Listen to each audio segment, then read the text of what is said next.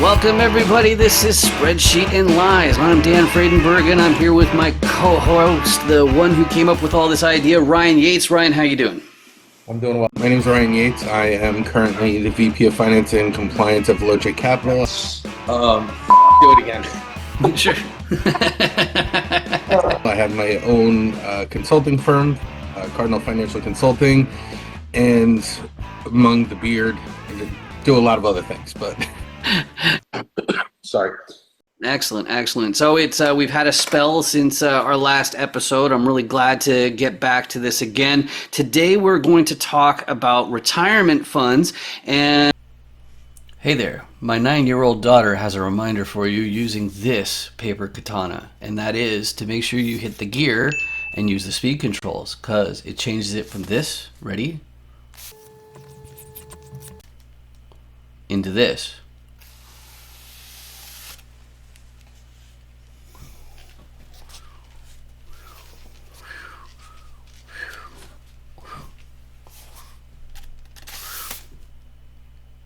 Like magic. And first of all, I guess the best thing to start with is Ryan. Why should anybody in the audience be sure that you're the person to learn about this from?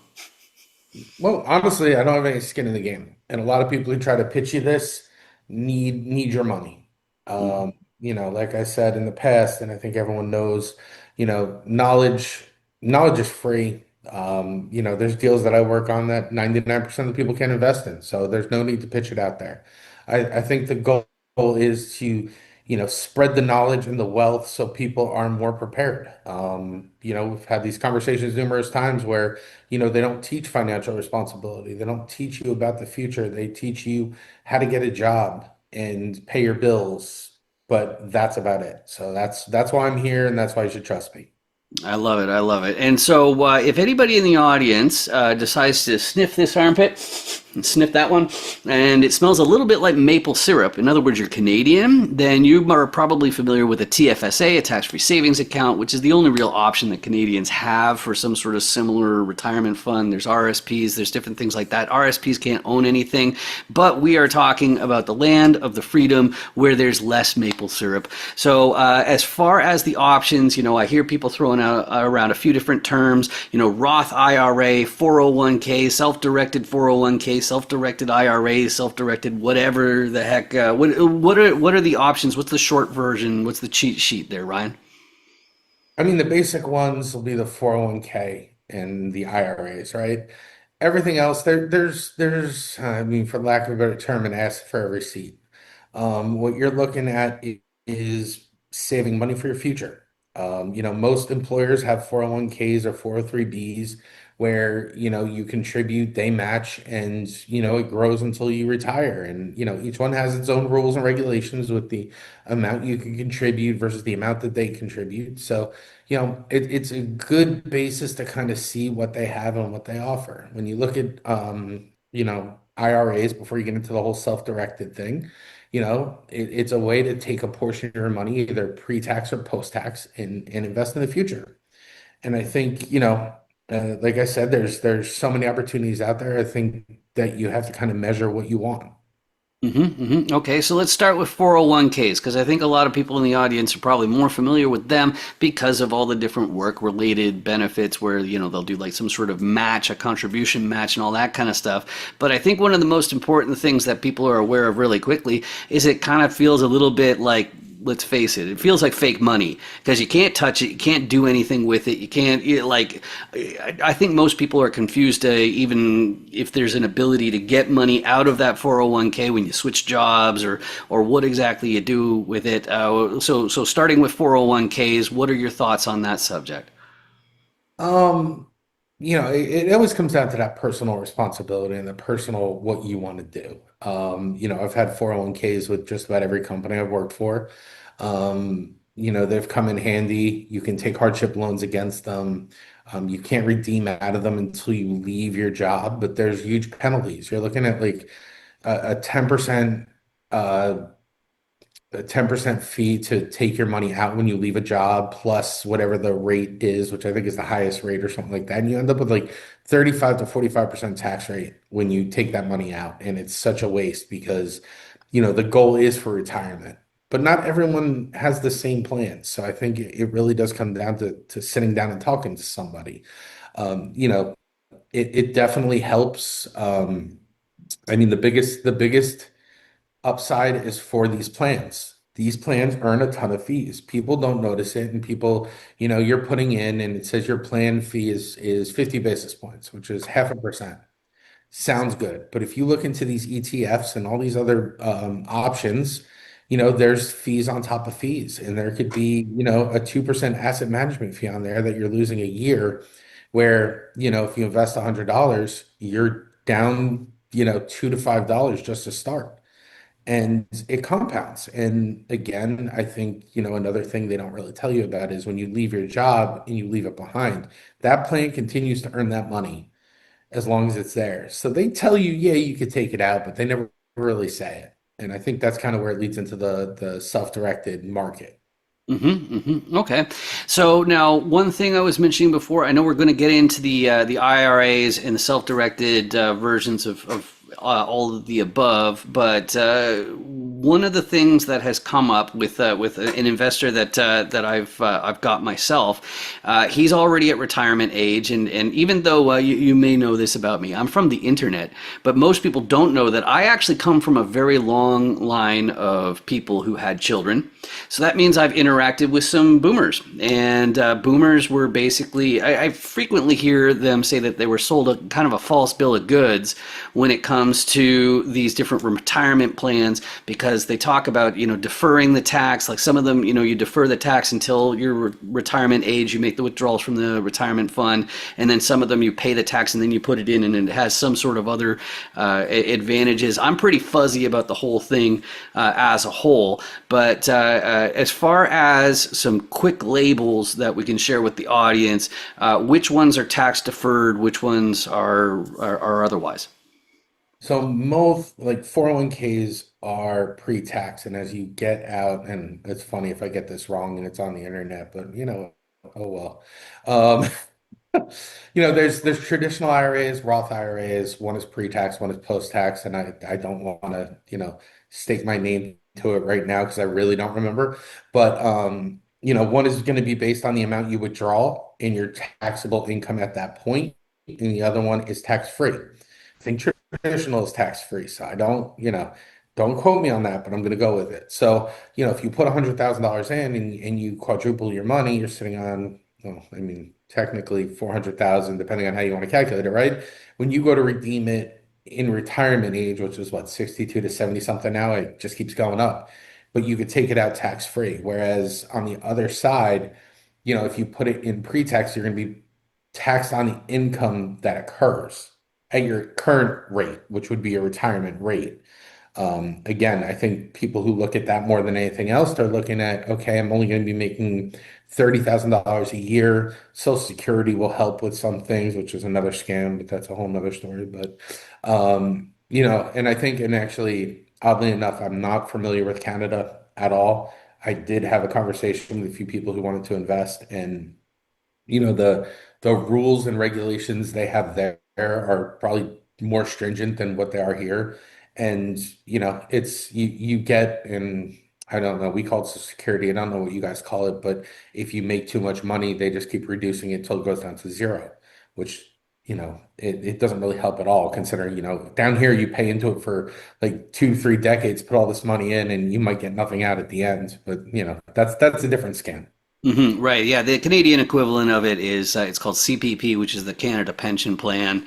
And if you're self-employed, like if you're a real estate investor, then you can set it up so that you have an employee part of your compensation with the corporation you own, and then that way you get that contribution. But yeah, it sometimes it won't make any sense, and that's kind of a tough one.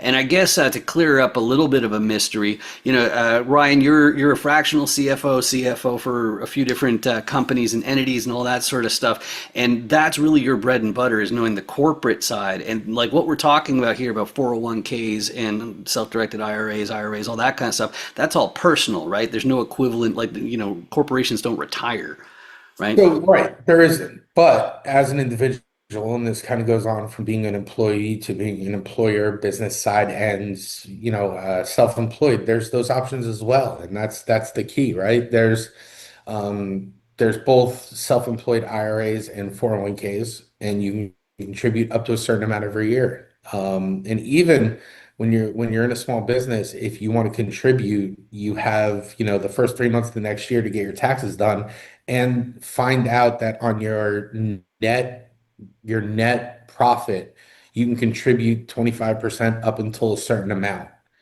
And, it's another kind of tax savings that's involved. But again, it's punting that money, and it comes down to, what you're looking for. If you're owning a business that's in growth mode, you may want to reinvest that money instead of spending it or putting it away. Whereas if you're, making money hand over fist, you need that tax savings, and you're comfortable. So, again, I'm not going to blanketly say, hey, sign up for an SDRA here. It's not for everybody. But if you have the opportunities to do stuff like that, it's well worth it in the long run. And then, so with 401ks, when you get one through your employer, it's some sort of stock market related thing. Whereas in real estate, where I spend most of my time, people are constantly talking about using their retirement fund to invest in real estate. And so, as far as these different accounts goes, which ones can you use for your real estate activities? So 401ks are pretty strict, and it's based on the portfolios that these companies sign up for. Like, I worked for Citigroup, I worked for Morgan Stanley. There were some really good options in there where you can invest directly into stock and not take the massive amount of fees. Citi had a 7-day hold period, and back when it crashed in 2008, I was able to trade it week in and week out when I had a full-time day job, but just watching the stock so volatile, I was able to actually make a lot of money. But outside of that, most of it is stock market related. I think another kind of, misnomer in there that you have is self-directed IRAs just give you control over it, a little more control. You can invest in a lot of these, and there's a lot of organizations now that I've spoken to that allow you to just get into better products. So it's not just real estate. Like, self-directed IRA is great for real estate. You can get checkbook control, but you can't own it. There's a lot of, intricate rules in there, but to be passive, you can buy gold, you can buy silver, you can buy any commodity for the most part. You can buy crypto now, you can buy just about anything. So you're not, I think it just gives you more freedom than it is to, I mean, think about it. When we were trading stocks, 20 years ago, we were paying $7 to $12 a trade. I think we all remember Scott trading all that, and now they're all free. So, for you to have control over it, and if you have the responsibility and the time to look into it, it's well worth the self-directed option. Okay, so and then one of the strategies, I know I'm getting into the weeds here. Like, I don't know why I'm involving Canada so much as I am, but one of the strategies that I've heard is because of the issue of being double taxed. In other words, you have a corporation, like an LLC or something like that, stateside. Then you have another corporation in Canada to limit your liability, and then you have the personal side. So as you cross borders, you got withholding tax and stuff like that. But instead of an LLC, I've heard some people, I believe it's an S corp, is what they encourage you to have, especially if you don't intend on making it pass through and waiting until there's some sort of a good time to have like a lump sum pulled out or something like that. But one of the problems I've heard about S corps is you have to pay somebody fair market value to run the thing. It can't be you. So now maybe I've got some of my facts messed up or inaccurate. I'm not an accountant. The only license I have is a driver's license. So, like, who am I? Just a guy on the internet. But as far as these retirement funds go, self-directed obviously means that, you can direct it yourself. But what other, like, are there any restrictions that people need to be aware of as far as having somebody else run this retirement fund? It's a gray area. It's not specific. So you're right. You can't put your house in a self-directed IRA. You're not supposed to be able to benefit from it. And well, I mean, in that way, right? So you can have your LLC as a self-directed IRA, own your house, and you pay yourself rent. Can't do that. So there's rules in place like that that will create those types of opportunities where If you invest in something, like if you go to flip a house or something like that, you can hire contractors to do it. You can hire, all these people. You can hire a management company to run it, and the money goes into that LLC more than anything else. I mean, again, if you're spending that much time and that much effort to do it, I feel like, maybe it's the IRA money, though it's a great to tap, it's not the best.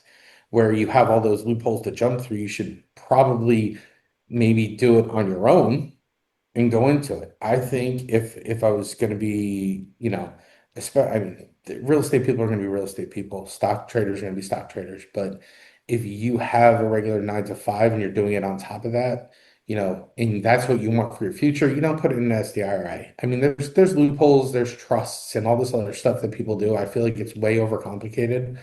It's almost like when you get into 1031 exchanges and all that stuff, where is the juice really worth the squeeze? If you're going to save $30,000, but you can't make 100% the next year, it's not worth it. So pay the 30,000, take the 70 that's remaining and double it to 140 instead of trying to push it out and making that 30 back over the next 10 years.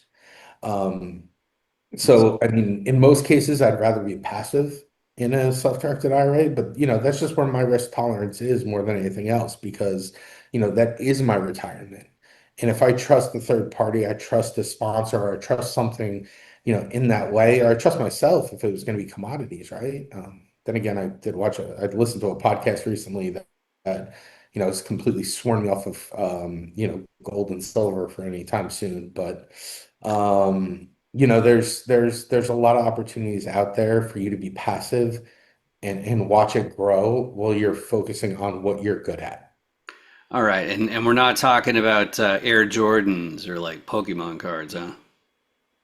You know what? I still have a soft spot for baseball cards. My son's into it. I don't think it's bad. I had the last tip that I heard was, buy Clark rookie cards and sit on them, especially the rarer ones, and you'll do pretty good. I mean, even comic books, art, all that stuff has value in the future.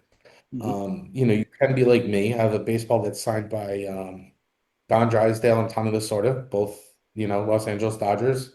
My cousin, Ron Paranowski, was a pitching coach for the Dodgers. He signed at the same time. And then I have one signature from a guy that I looked up, and he only was in spring training for like 3 days. So the value of the ball is based on the totality of the signatures. It's not like I could just, skin the ball, cut off Don Drysdale and Tommy Lasorda and figure it out, right? Mhm. But collectibles are not bad as long as you treat them right and you understand it. It's the same thing. Trading stocks and trading cards is the same principles. All right. Well, now that you've got in the weeds, I gotta ask. I haven't priced a Mickey Mantle rookie card or a Honus Wagner since like the '90s. Any idea what those top ones are going for these days? I would say I mean, depending on the rarity, right? I have one Mickey Mantle card that was my father's or my uncle's. I forget what the story is, but it's in really rough shape. But back in 94, 95, when I was big into cards, it was probably going for 2 to 300, and it's up to about six right now. So, there's a fair amount of appreciation in the card world. I try, and I tell you, I go to card stores with my son all the time. We've done one card show. It is completely crazy the way the world has gone. And now they're virtual too. I mean, I have an app on my phone that lets you rip packs and it's all virtual. They can ship you your card if you want it, or you can resell it immediately. I mean, to me, it seems like a scam, but real estate's a scam too, right? Right, yeah, pretty much. It sure can be if you don't know what you're doing. But I don't know if you have anything more about the 401ks and the IRAs, or if you want to go on to our next subject. Like, are you good? You button that up, or do you have a couple other things that you wanted to share? I mean, I think that the best thing is if you have any questions, reach out to me on LinkedIn. I'm happy to share. There's so many opportunities out there. It just has to fit what you want. So if you've been in business for, if you've been an employee for 25 years and you left your job 3 times, you should have a fair amount of assets, sitting in your 401k. It might be worth the conversation to see if you can convert it over and have a little more control over it. I love it. I love it. So the next segment, there is an app that you're working on. I'm still finding out more about this as well. So can you walk me through like who's this for? What exactly is it going to pull off? Are there costs involved? All that kind of stuff. I understand it's somewhat in the formative stages, but tell me more about this app.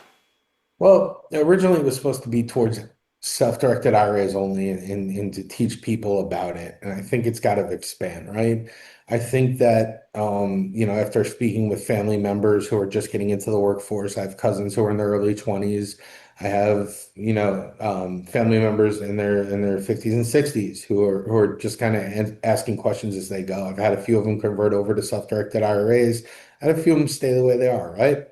I think it has to go deeper. I think, like we said earlier, there is a severe lack of financial knowledge being shared. And so the app went from just being something towards self-directed IRAs, which is going to be a little more on money management and, starting from scratch for the most part. I mean, it's not going to be rocket science. In fact, I'm trying to partner with, and of course, anyone can partner and become an affiliate with any of these companies. So it's not like it's a new opportunity or anything like that. I think some people just, like me or like you and, kind of want to learn as straightforward as possible. So, looking into something like Rocket Money to help with finances, make sure they're in order. Robinhood, which is, the online trading platform, which allows fractional shares, which is great, especially if you're getting started and starting with lower amounts, all the way up to self-directed IRAs. So, my goal is to make it more of a learning platform. Not to kind of go off on a rant or anything. I think that there are a lot of apps out there that cost money, and I think there should be some sort of cost, right? And over the past, few months, as we've discussed numerous times, there has to be buy-in on multiple levels. And I think there's a financial level on top of a time level that will help people grow. Some people will never change. I don't want to charge $10 a month and make $120 off of each person every month. I think there's going to be a factor in there where you can earn your money back. And that's kind of my goal. My goal is to create it as a learning platform where if it's say $5 a month and I haven't thought about price or anything like that, instead of, if you pay it up front, being able to fund one of those accounts. So, even if it's a savings account or a Robinhood account where you contribute, I'm still trying to work on that part. I know it can happen. I just don't know how, where, you get a little bit of money to play with. And I think that's kind of the goal is, you spend, 2 hours a month learning about finances, you pay $5 and you make five back, it's net zero. Money comes out of your pocket, so you're definitely spending, and you spent 2 hours learning something you didn't know, or maybe you just want to refresh on. Yeah, that's really awesome, and it's actually making me think of a couple things that I got on the go. One thing that I should share here, since if you're going to contact us, LinkedIn is definitely the best way to do that. Of course, I got this really distinct last name, so it makes me super easy to find on LinkedIn and otherwise. Same with Ryan that's on there, No, and no, right, apparently not though. right, Apparently, no kidding, right? I Yeah. just spoke to Ryan Yates to very impress somebody, and here we are. Right, yeah, exactly. Yeah, on that, I ended up seeing that apparently was somebody with a name that didn't resemble Ryan Yates to Oh, me okay. at all, which so even more crossed wires. But one of the things that I'm doing that I think it sounds like it would work well for your app and possibly for whatever you're doing in the audience, you should think about this. One thing I'm doing for another thing that I'm providing because I've got somebody who's I've seen him grind like crazy, and I don't see a whole lot of career opportunities for him. And I'm going like, well, what is there that AI just can't touch? And I was going like, all right, well, if you also want to do well with these sorts of things, you need to be providing value to people who, maybe they wouldn't normally interact with, like with me or with you or with him or whoever, but we can still provide value. And that is through accountability partners. And honestly, that's kind of a tough thing to promote. So with your app, I think that you can do the same thing that I've started up with this accountability partner program, program, which is to have regular workshops where we have some sort of thing that's related. Maybe it casts a little bit of a wider net. Me personally, I'm going through AI and talking about, okay, well, AI is doing this, AI is doing that. Well, what's still left, and how can you compete? If everybody's going to lose their job, how can you be the last person to lose their job? Which, and that's speaking from experience. I've been that guy before where, like everybody in the marketing department gets laid off, and then I'm sitting here going from juggling 5 balls to juggling 15 of them or something like that. So, like that's what makes sense to me. But as far as your app goes, is there going to be like an AI in it? Because one thing that hits me is whenever you're interacting with AI, there's kind of like a paper trail. So there is some sort of data somewhere saying, okay, this person was asking these questions, and if it ever gets subpoenaed for whatever reason, then that's not so great. And of course, that's my digital security side coming out. But what are your thoughts as far as your app and like other integrations, AI and Listen, whatnot? I don't know what role AI is going to play. I use it daily in a lot of my tasks. I love it. I think there's something to it. To go more on the accountability side of things, like you addressed, there's different levels, and I think this is probably where AI would step in, right? You're going to sign up for the app, and maybe it's AI or it's maybe just me combing through the signups and stuff like that. But we kind of want to forecast what you have in the future. And the truth is, if you're going to be employed for 35 years and you want to retire down in Vero Beach and enjoy it, that's perfect. There's 99% chance you're not going to need an accountability partner. What happened with me and what happened with Dan is similar to some extent. We did the corporate, we did the 9 to 5, we did all that. If you think you're destined for something more, that's where the accountability partners come in. And I think it's the biggest advantage to have because we've all sitting there. I sit there at night and, me and Dan talk about Dan's on my call every week or every day, I should say. 95% of the time that call gets pushed.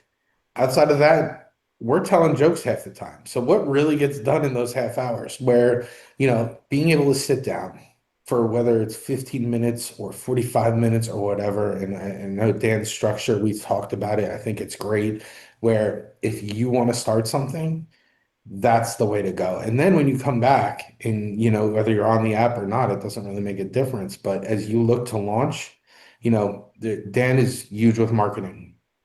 I have the CFO background. There's a lot of opportunities out there that once you get that accountability and you get the process started, some people are like, I want to start a firm, but I don't know how to.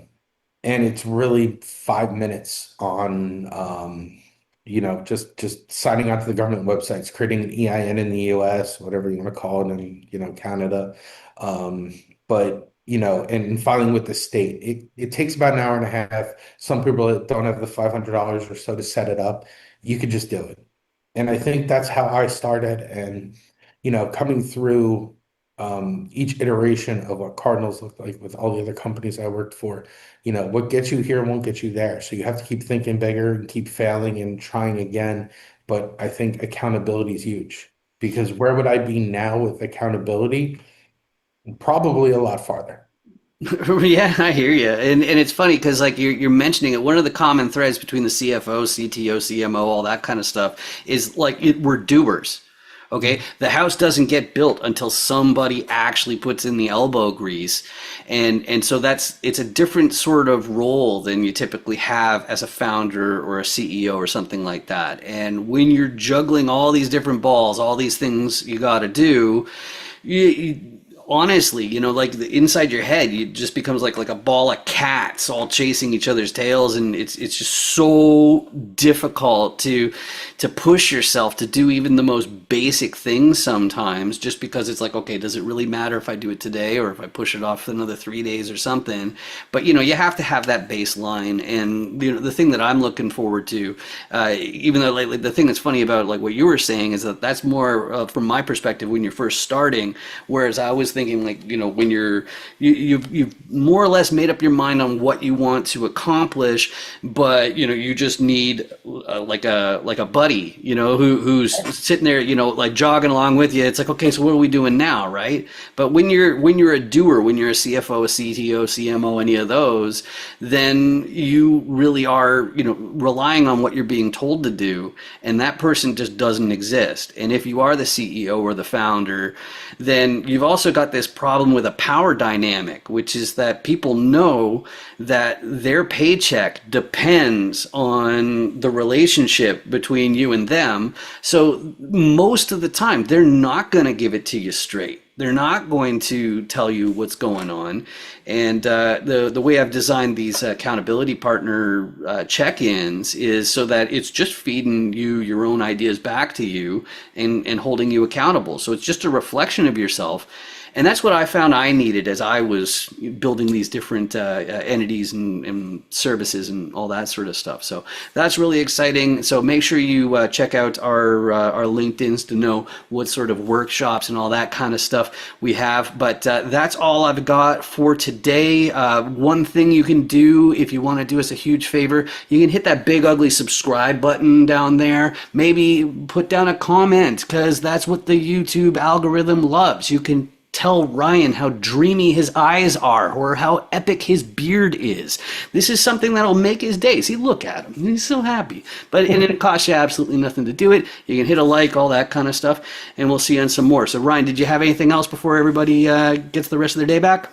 Oh, what can I talk about? No. I just hope everyone learned a little bit from this, and like you said, reach out to us if you have any questions. I think the goal is to see everyone succeed. You step into this world, you're not going to be, stepped on. You're not going to be told you're nothing. I think the whole point is to build you up, and like spreadsheets and lies, right? We want to cut through the fat. We don't want to, lie to you and say your business idea is great, or you know we'll keep you accountable, and we'll keep you in the right direction. Absolutely. Like how are you going to sell this one day? That's what a bunch of people who are retiring are looking at right now. They've got this business that's been helping them build a family, become members of the community and all that kind of stuff. And then when it's time to wrap it up, it's a shame to see it go to waste. So, and you need somebody who's going to have that kind of perspective, saying like, how are you going to get it so that the bank will value it at something that's really reasonable, and somebody will actually pay out for it. But anyway, that's all I have for you for today. Thanks a bunch for watching. I really appreciate the fact that you joined us, and I hope to talk to you again soon. See ya. My background has been in alternative investments for the past 20 years. I've seen just about every type of fund, worked on the accounting and operations side, and even at some of these big banks that I worked for, worked on a lot of projects behind the scenes to really hone my craft and, create Cardinal Financial Consulting and help people set up the right structures, handle the accounting and operations behind the scenes, and really take that away from the CEO's responsibility to make their lives streamlined.